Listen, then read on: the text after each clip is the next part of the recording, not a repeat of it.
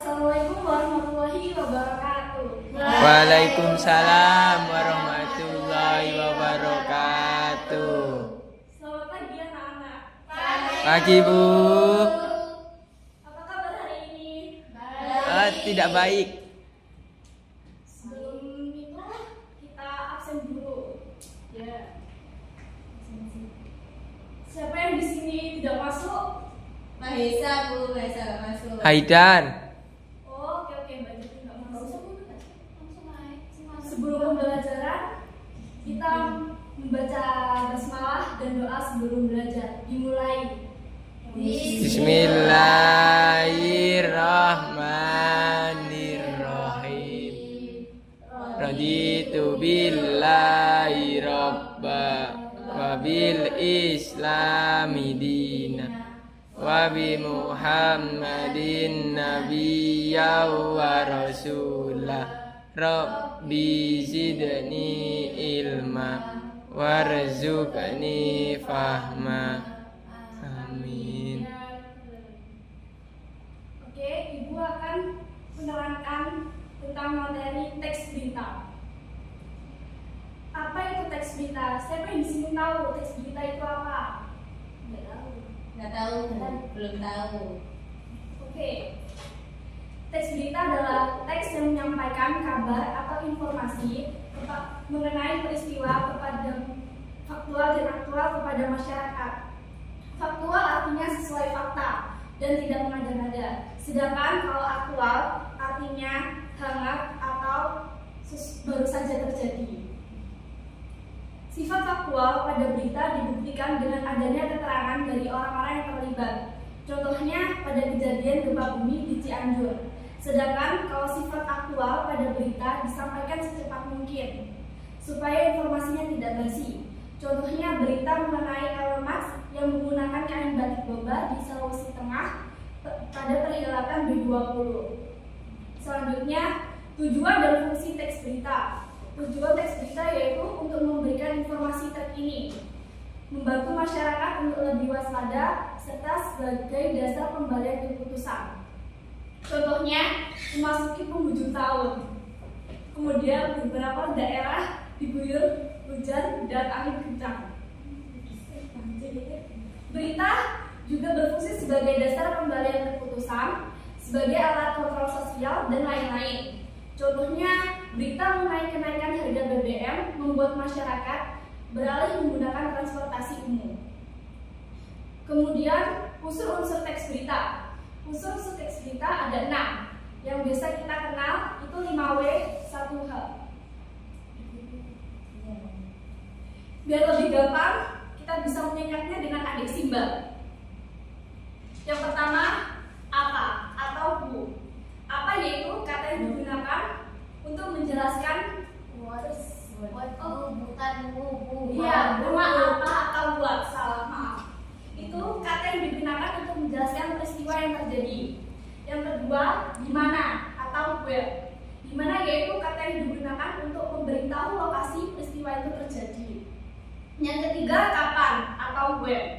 Kapan yaitu kata yang digunakan untuk menjelaskan waktu terjadinya peristiwa tersebut. Yang keempat, siapa atau who. Siapa yaitu kata yang digunakan untuk menjelaskan siapa orang-orang yang terlibat dalam peristiwa tersebut. Biasanya itu seperti pelaku, korban, atau saksi mata.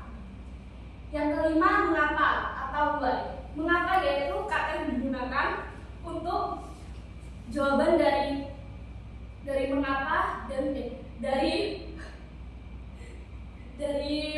apa namanya itu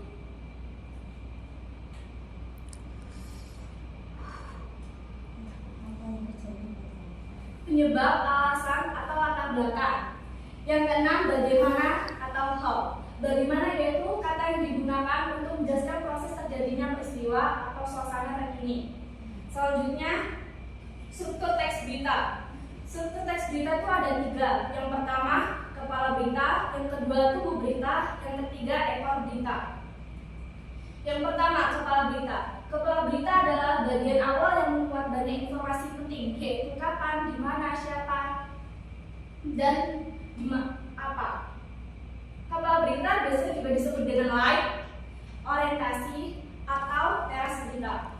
Yang kedua, tubuh berita. Tubuh berita ini berisi penjelasan mengenai informasi yang disampaikan pada bagian kepala berita.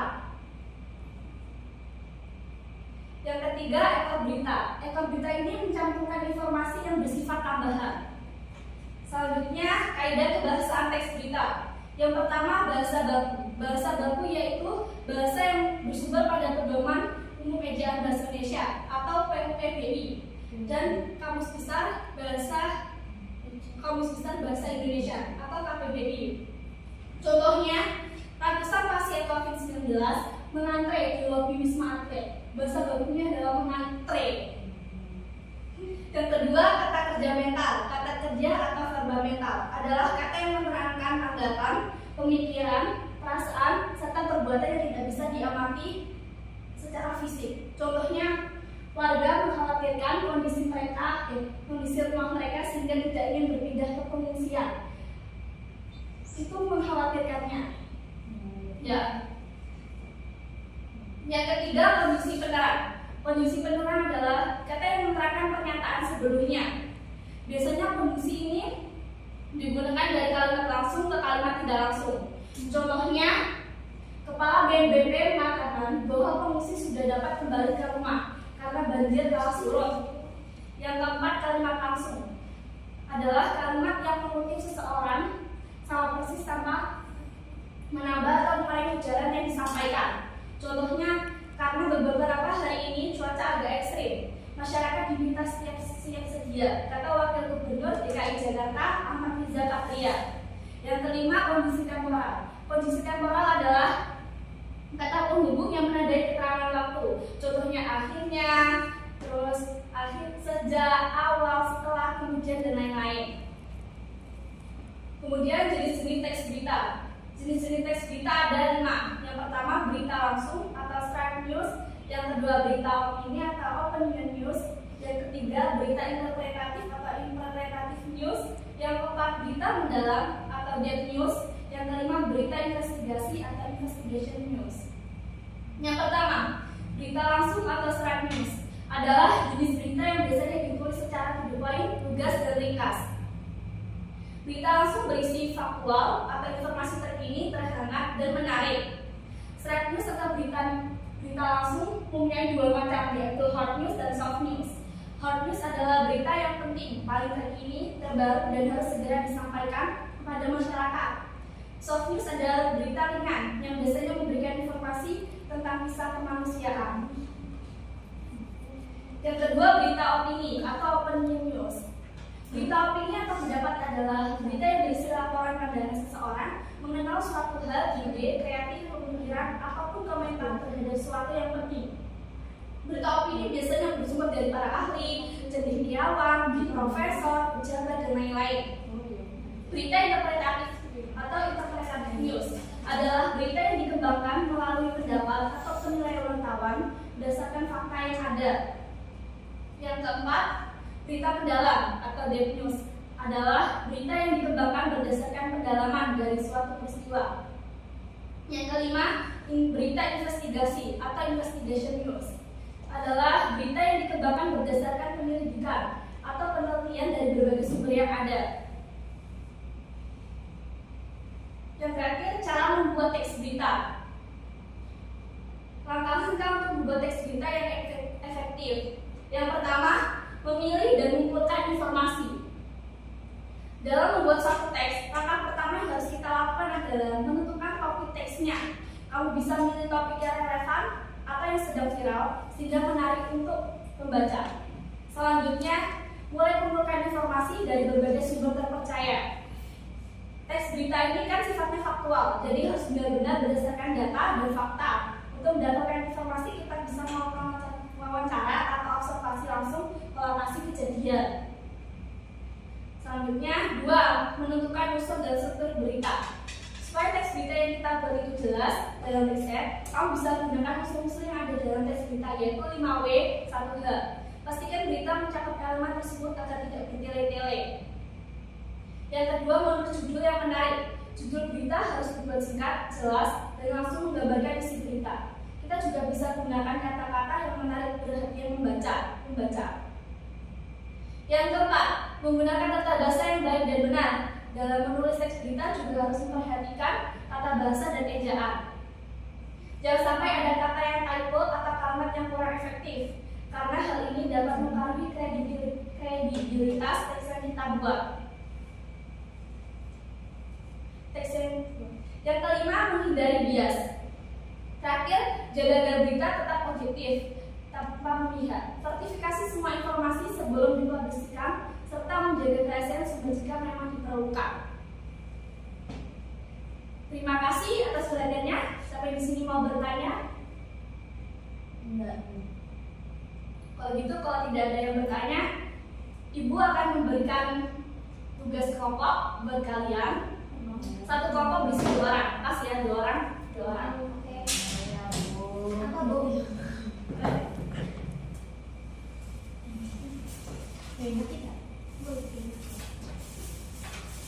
Di sini Ibu kasih tugas teks berita yang akan jadikan makhluk ya.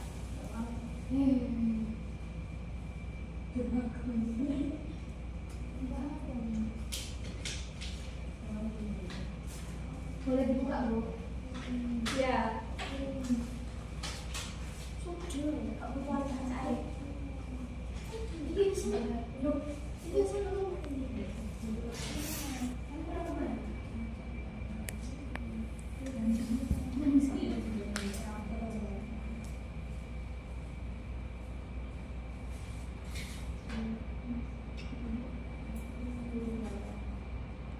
Kemudian nanti saya kasih 10 menit untuk mengurutkan dan membacanya. Nanti saya di akhir sesi akan memberikan pertanyaan buat kalian dan saya kasih poin-poin. Oke? Oke. Siap Bu.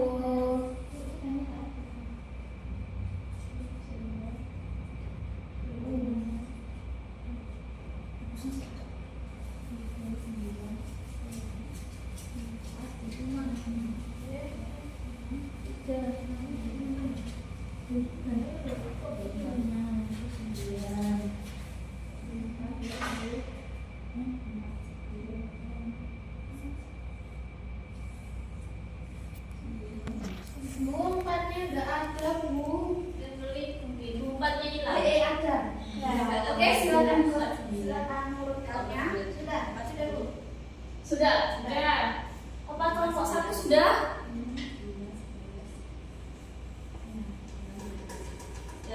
Sudah, Bu. Oke, kita koreksi bareng-bareng. Yang pertama nomor 1. Banjir. Ya, benar. Yang kedua nomor 7. Ya, benar. Salah. Benar. Salah. Yang ketiga nomor 2. Oh iya. Ya, badan tabu. Badan. Ya. 8. Populasi. 3. Lengkap. 9. 3 apa, Bu? Lengkap. 3. Ya, benar. Kemudian nomor 9. BD. Ya. Kemudian nomor 4. Benar. Personal. Kemudian nomor 10. Benar. Kemudian nomor 5. Benar. Nomor 11. Iya. Kemudian nomor 6. Benar. Yang terakhir nomor 12. Iya. Kemudian saya akan kasih pertanyaan buat kalian cepat-cepat. Yuk, niki lu gua tuh lihat dulu set, Bu. Iya, Bu. Siap. Siap, Bu. Siap, Bu. Yang pertama, kapan terjadinya peristiwa tersebut? 17 Agustus 2017. Oke.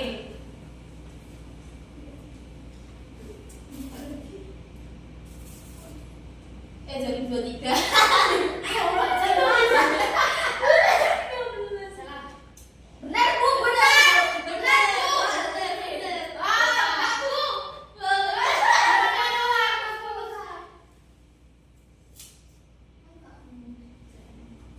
Kemudian pertanyaan kedua, berapa jumlah korban jiwa yang tercatat akibat banjir di Aceh Tenggara? 4.000.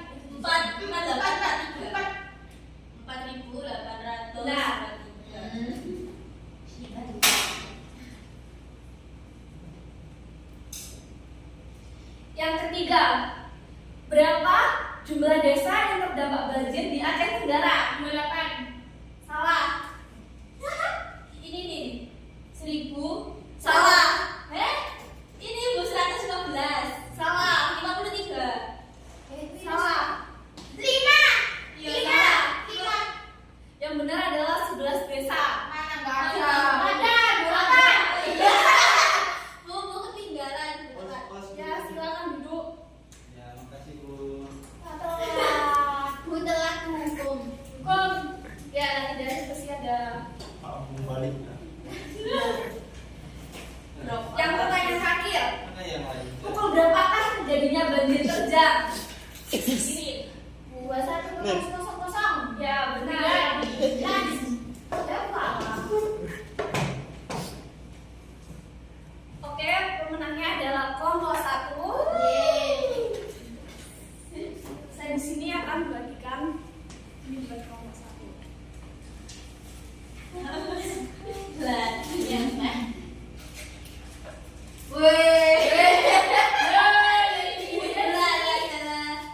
Makasih Bu.